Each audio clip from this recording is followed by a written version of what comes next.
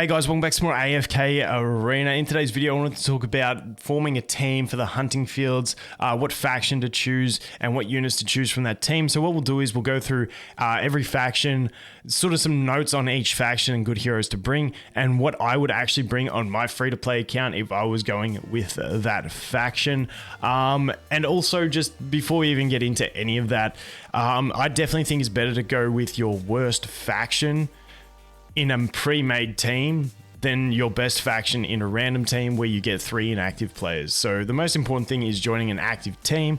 But yeah, let's get into it.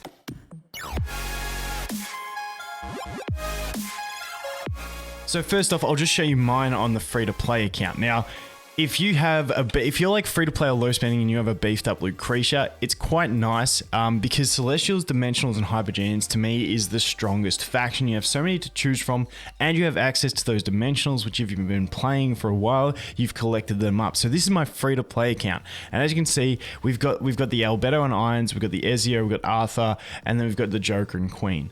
Really strong heroes in their own right. So I've gone ahead and picked up all those just because I had them, and as you can tell, like I only had 11 to choose from, and Flora was the other one, and basically I've just chosen these guys. Wukong's not a great choice.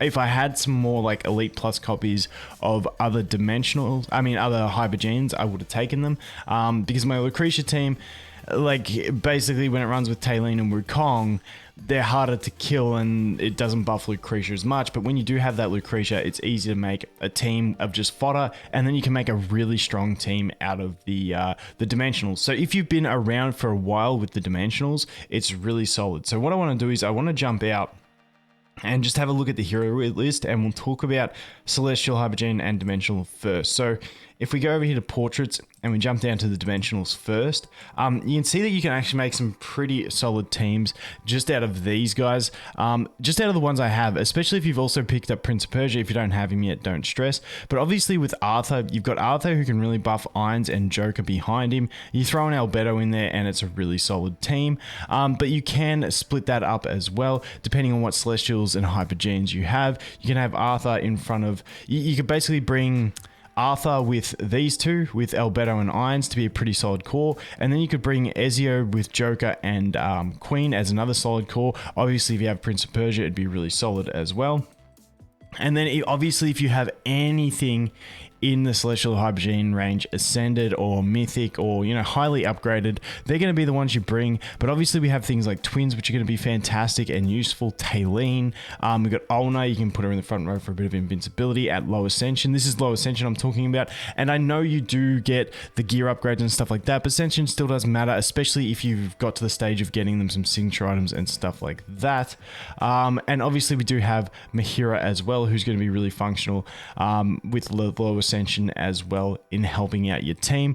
But pretty much if you don't have 10 to 15 Celestial Hypergenes or Dimensionals, don't pick it up. I feel like this one's a really solid pick for a lot of like free-to-play players who've been around for a long time and picked up all the Dimensionals, because it gives you a really solid core around your team. For instance, if we go here and look at all my factions, you can see I've got 3 there, got 3 there, got 3 there Ascended, and 3 there Ascended.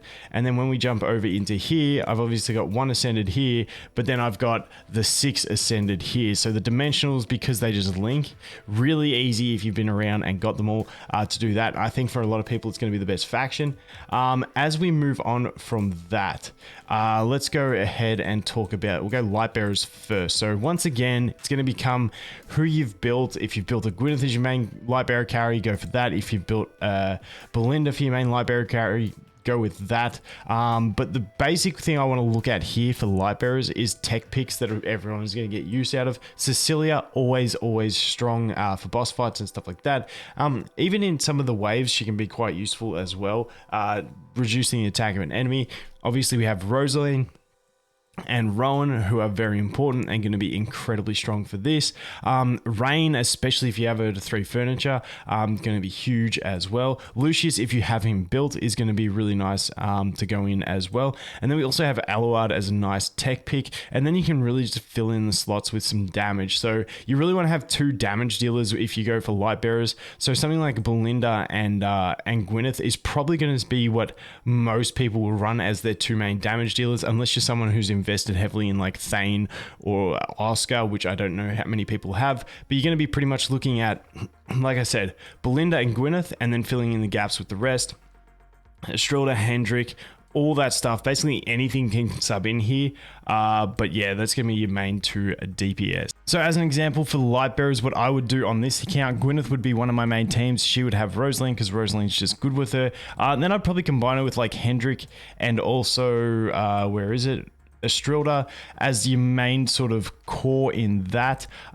From there, you can put anything for support, Eluard, Rain, Forks. I don't like Forks as much in Gwyneth teams because he banishes something that she might be able to hit. And I don't really want to use the Rowan because my Gwyneth is my stronger unit. Like this is going to rely on doing a bunch of damage, grouping them all up, and obviously it's not going to work against every team with the group up, but you got 2 knockbacks in the front row. You could even put, like just with what I have, I'd probably even look at just putting a Peggy in there or something like that because I don't have Eluard at the right extension, but otherwise I would put Eluard in that just to get some protection for that front row because we do lack heals here. So I assume with this team that Estrelda actually gets further forward than Hendrik. Hendrik obviously has his own self-healing, and then he's also got protection for the back row. So I feel like this is a nice little balanced team to be able to go through and, you know, clear some stages with. The other team that I would use would look something like this. We'd have the Lucius and the Rowan. We'd have the Belinda in there, and then we'd also be running with the Rain and the Forks. Whoops. The Rain and the Forks, if Rain would click in, is pretty much how this team would look. Pretty solid team. You got the tank, you got the heals, you got the damage, you've got the buffed damage as well, and you've got a bit of CC. So that is how my 2 light bearer teams would look. For the maulers, sort of things like Brutus and Totem Dude are always going to be useful. Drez, obviously, for boss fights is going to be helpful as well. And then it really becomes a game of what you've really invested in. You know, Sophia to help your damage dealers in that back row. Different things like that. So we'll jump into mine and see what I'd actually go with. And this for me is definitely the hardest faction to go in and do. But I'd look at like a sort of Screg invade team if you have Screg built sufficiently with furniture, because that's obviously going to be a great kind of comp, but Screg in himself isn't too bad for survival. Obviously Titus is going to be strong for dealing the damage. We wanted to bring that Drez, like I said. Citrana, honestly not too bad either, but as you can see, my maulers aren't invested. It would be an absolute nightmare for me walking into a maulers game because I would just get absolutely baked. Something else you can do like the chicken and K-sauce as a little combo. That's a little combo that they have, but I don't even have. I do have a Kassos. You can do something like that if you've got the 3 furniture chicken.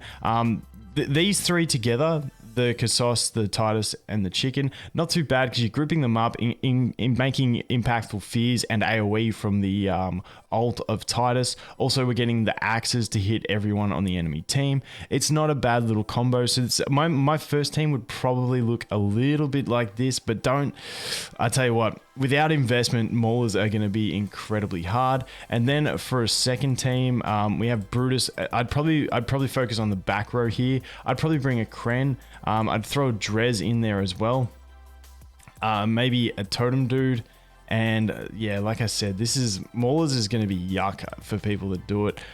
If you did use maulers last time, leave it in the comments what you did use. But like I said, I've already used those other guys, so it's like pretty much Anarchy's like my last bet here. But I definitely want to bring the Drez in because I want to have him for boss fights. But besides that, you know, you're pretty struggling in the maulers. Wilders is obviously going to be really strong. You have like a few really good damage dealing options. We've got the Raku, we've got the Saurus, we've got the Iron. Just depending on what you have built the most is ones I'd probably bring in. But basically you've got them, and then you've got a fantastic array of supports that's really going to help get you through it. You've got Namora, we got Leica, we got Tassie, we got Lawson, we've got Pippa. There's just so much good support in here that I think Wilders are a pretty good one, and Graveworm will be good as well. But let's look at my Wilders team. So my first team would be an Iron damage team, and my second one would probably be a control-based team. So if I went in here, I'd probably have Iron in the first team. I'd bring Namora and put her up a corner. So you've obviously got Iron that can pull 3 of the enemies. Namora can CC 1. If they've got melee enemies, it's going to be even easier. I'd probably bring the Ninja Turtle in here for this, just to contribute to this team as well. I would bring a Lawson as well in this team, but I don't actually have a single copy of Lawson on this account, but I think Lawson would be great. And then the last spot in this team doesn't really have a massive matter. You could bring the Solus, you could bring Cirrus, you could bring the Tree. Anything in this team doesn't really matter, but I'd definitely put a Lawson in there and then one other unit. And then because this is going to be my stronger team, you know, it's got the Namora, it's got the Iron, it's got good control. Hopefully it's not too stressed out. So that's why I'd bring just whatever for those remaining 2 slots, but Lawson being one of them. Then for my second team, this is where I'd bring the Leica in, just because I feel like the Iron team's stronger, but we can swap the Leica around. So with those last few spots, you can swap it around. But this one's going to be a Pippa-based team, bringing the Tassie as well. I'd throw my Saurus in there because he's half decent if you had a 30 signature item Saurus, obviously. But obviously he does have a bit of control about him as well. And I'd probably throw in a Raku into this team, obviously heavily control based. If you can start landing some CC, then away you go. If you don't have a Saurus built at all, you can pretty much put anything in there. Once again, you can try the Tree, you can try Cirrus, try and put stuff in, but I feel like Saurus you're going to want to bring anyway for boss fights, so not too bad. And the Raku in this team is going to be able to deal some not too bad damage even without a heavy investment. So that is the way I would play my 2 wilder teams. And finally, we have a Graveborn. Obviously, Grazul, well invested, is going to be incredibly strong. But just the general support you've got to build teams. You've got Silas, you've got Odin, we've got Pharrell, you've got Nara, just for general, like, beating normal stages. We've got the heals as well. From Desira, we've got obviously Damon and Isold. There's a heap of options in Graveborn. I think it's going to be a really strong faction for a lot of people. But let's go look at my teams. So as you can tell, for me, I would be a waste in the Graveborn slot. With Graveborn being so powerful, you really want to have someone with that invested Isold at least to be going in the Graveborn spot so they can do some decent boss damage as well. So for me, because I'm in a pretty average situation, I'd still use Damon as one of my main. If the screen, I'm actually clicking and nothing's happening, there it is. I'd be using Damon as one of my main damage dealers. Obviously, I'd be bringing the Pharrell and the Nara because they're just super strong in combination. And then for this team, maybe we'd go through something like a Grazul, especially if you had something invested, and maybe a Thorin as well, just to get your front row tanking happening. And this team should win a lot of games just through self-sustain, like self-damage mitigation and control, without having any healing actually in the team. And then for my second team, maybe I'd bring Shamira, probably not. But let's see, we just fill in the gaps. Like I said, you'd want to have someone with Isold. Don't go Graveborn unless you have the things properly built. But this one, and then we can also bring the Silas here because obviously Silas pairs really well with that Isold. And then for the rest of it, you can really just fill in whatever you want from the options. You are limited on options on what you can do. Maybe an Isabella, if you have her invested, once again, she will be incredibly strong. We got Keltho, who can be a throwaway unit and still do damage after he's dead.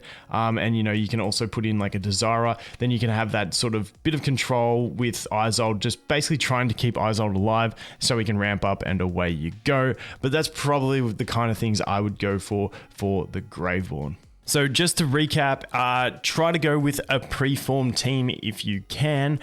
Going into a pre-formed team of players you know are going to play the game is going to be better than a random group. Like getting your worst faction in a proper team is going to be better than your best faction in a team with 3 inactive players. So do that and then basically just form your teams as best you can with what you have, because everyone's situation is going to be different. Signature item and furniture investment is going to be huge on what you actually end up going with.